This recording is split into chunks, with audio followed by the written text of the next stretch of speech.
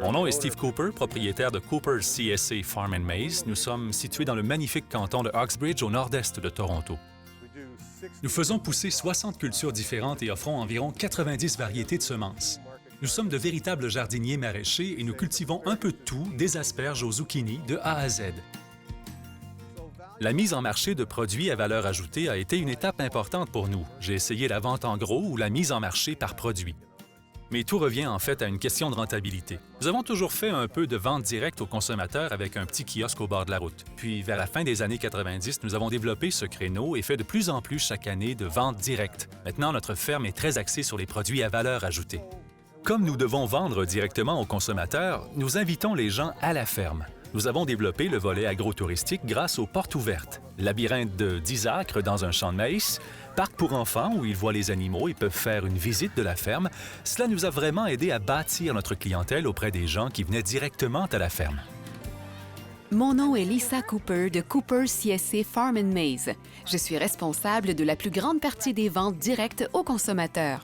C'est en quelque sorte sur moi que les gens comptent pour leur transmettre les renseignements et répondre à leurs questions. Ils viennent à moi pour tous leurs besoins concernant la ferme.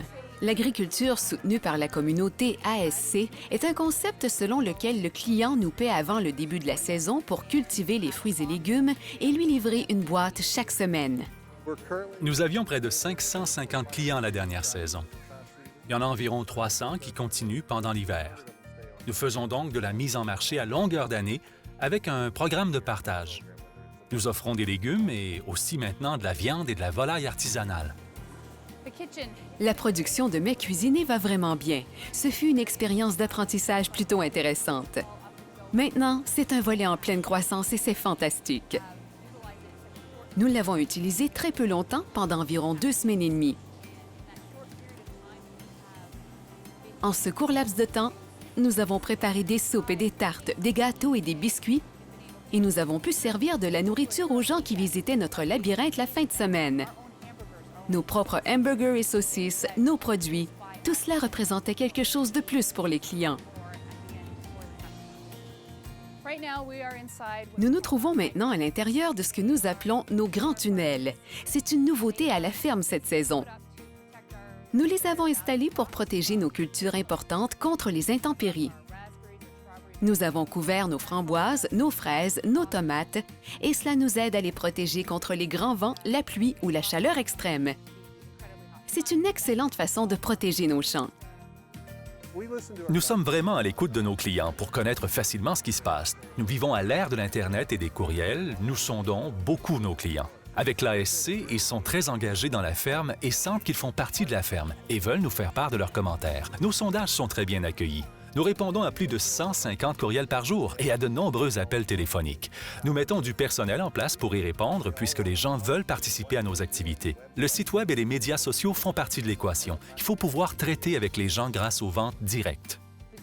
Nous utilisons tous les réseaux sociaux, Facebook, Twitter, LinkedIn. Nous avons notre propre site Web. Il faut avoir des objectifs. C'est très important. Nous n'avons pas réussi cette initiative. Pourquoi? Que pouvons-nous faire? Faut-il innover? Nous sommes en constante évolution. Quand on atteint nos buts, on a réussi.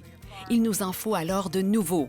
Il y a toujours les objectifs de base, le mandat individuel ou de la ferme. Nous travaillons toujours pour maintenir le niveau auquel les gens s'attendent. C'est très important pour nous. Puis, il y a les autres séries d'objectifs qui se renouvellent toujours. Si on ne les écrit pas, ce n'est pas aussi concret. Il faut le faire et être responsable, ce qui n'est pas toujours amusant. Il y a toujours des obstacles. C'est toujours 3 pas devant, 2 derrière, 4 devant et 1 derrière. Ça fait partie de la réalité. La météo. Toutes les difficultés que l'on rencontre en agriculture surviennent aussi avec les ventes directes parce qu'on fait face aux éléments. Il faut apprendre à surmonter différents types d'obstacles.